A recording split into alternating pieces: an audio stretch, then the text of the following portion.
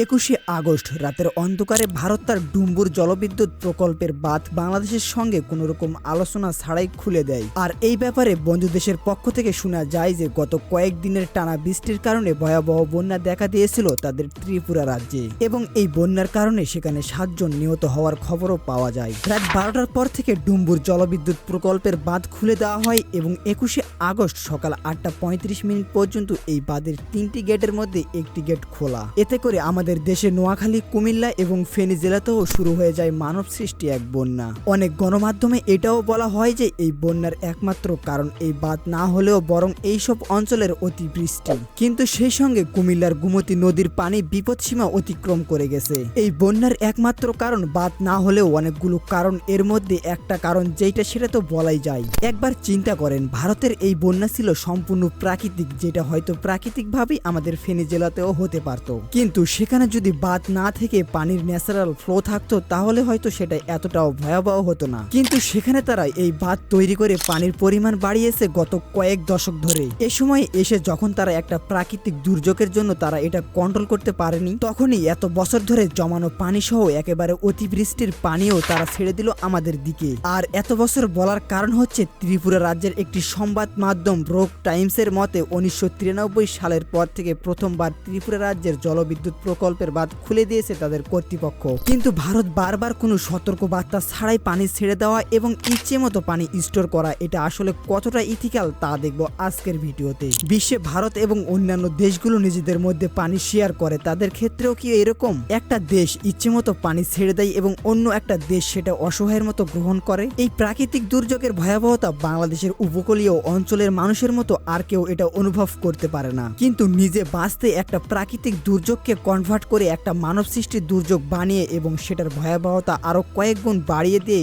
এরকম কোনো ওয়ার্নিং ছাড়া আরেকটি দেশের মানুষের উপর চাপিয়ে দেওয়া, এটা কি কোনো ধরনের ক্রাইম মনে হয় না আপনাদের? এখানে যদি পানির ফ্রি ফ্লো থাকতো তাহলে কি আপনার মনে হয় বিষয়টা এত ভয়াবহ হতো? দেখেন, একটা নদীর পানি যখন ফ্রি ফ্লো হবে তখন স্বাভাবিকভাবেই বর্ষার সময় সেখানে পানি বাড়বে, কখনো কখনো সেখানে বন্যাও হতে পারে, কিন্তু অবশেষে সেই পানি প্রবাহিত হয়ে সমুদ্রে চলে যাবে। পানির পরিমাণ বাড়লেও সেটা থাকবে প্রাকৃতিক নিয়মে। কিন্তু আপনি যখন এমন একটা নদীতে বাঁধ দিয়ে দিবেন, সেখানে একদিকে যখন পানির পরিমাণ বেড়ে যাবে, অপরদিকে সেটা কিন্তু কমে যাবে। এর কারণে পানির অভাবে থাকা সেই অঞ্চলে নতুন নতুন চর উঠতে থাকবে, অর্থাৎ পানির প্রবাহের ক্ষমতা অনেক কমে যাবে। এবং এই কারণে যখন সেখানে অনেক পরিমাণে পানি আসবে তখন তার ধারণ ক্ষমতা না থাকার কারণে পানিটা তখন বন্যায় রূপ নিবে। এইটা একটা সাধারণ উদাহরণ, ক্লাস 1-এর বাচ্চারাও এইটা বুঝতে পারবে। কিন্তু বন্যা জিনিসটা এতটাও সাধারণ না। বন্যা হওয়ার পিছনে অনেক কিছুই কারণ থাকতে পারে। বেশিরভাগ বন্যা প্রাকৃতিক কারণেই হয়ে থাকে বেশিরভাগ সময়ে। আমি এই ফিল্ডের এক্সপার্ট কেউ না,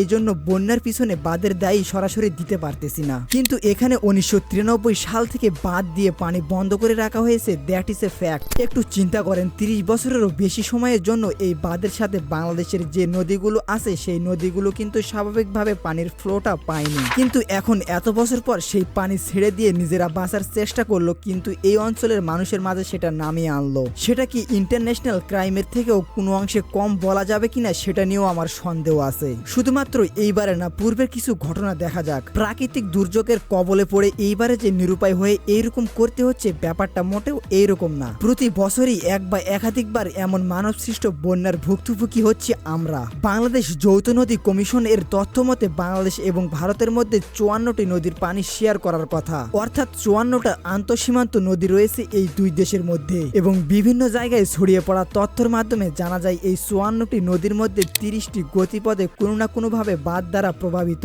এই 30টি নদীর কথা সোশ্যাল মিডিয়ায় তোলপাড় করতেছে। এইটা ভেরিফাই করার মতো ডাটা এখনো পাওয়া যায়নি, হয়তো বা থাকতে পারে। কিন্তু বাংলাদেশের প্রায় সব দিক থেকেই বিভিন্ন বাঁধ পানি নিয়ন্ত্রণ করে, এই জিনিসটা একদম সত্য।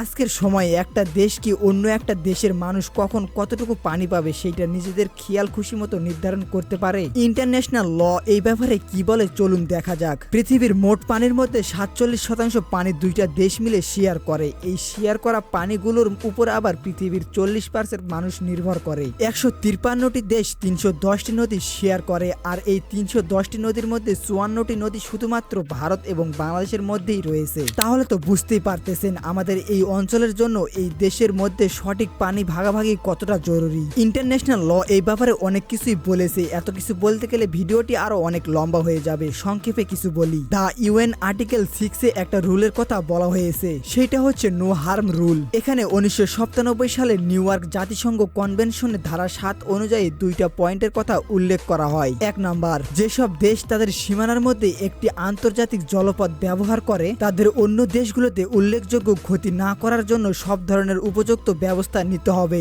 নাম্বার 2, যদি কোনো দেশ অন্য একটি দেশের উল্লেখযোগ্য ক্ষতি করে তাহলে ক্ষতি হওয়া দেশটির সাথে পরামর্শ করে ধারা 5 ও 6-এর শর্ত মেনে সেই ক্ষতি কমানো বা দূর করার জন্য প্রয়োজনীয় পদক্ষেপ নিতে হবে। যদি প্রয়োজন হয় ক্ষতিপূরণের বিষয়টাও আলোচনা করা যেতে পারে। আর এইসব দিক নির্দেশনাগুলো মেনেই বিভিন্ন দেশের গভর্নমেন্ট এইসব পলিসি মেনে চুক্তি করা এবং একই সাথে সেই চুক্তিগুলো বাস্তবায়ন হচ্ছে কিনা সেই দিকেও নজর রাখা। আমাদের এই বিষয়টিও মাথায় রাখা উচিত। খুব জোর দিয়ে ভারতকে দোষারোপ করা ছাড়াও আমাদের উচিত নিজেদের পানি ব্যবস্থাপনা নিয়েও প্রশ্ন তোলা। যদিও তাদের উচিত ছিল এই বিষয়ে ওয়ার্নিং দেওয়া, এর সাথে আমাদের কিছু সময় দেওয়া, যাতে করে ওই অঞ্চলের মানুষগুলো ক্ষয়ক্ষতি মোকাবিলা করার কিছুটা হলেও ব্যবস্থা আমরা নিতে পারতাম। কিন্তু এখানে যে আমাদের ভালো করতে গিয়ে তাদের ধ্বংস ডেকে আনবে এতটাও আশা করা ঠিক না। এখন আমাদের কি করা উচিত? কেন আমরা বন্যা, খরা এবং লবণাক্ততা এইসব ব্যবস্থা মোকাবিলা করার জন্য নিজেদের কোনো পথ বের করতে পারেনি? আমরা আশা রাখবো যৌথ নদী কমিশন এইটার একটা খুব তাড়াতাড়ি সমাধান বের করবে। তো আজকের ভিডিওটি ছিল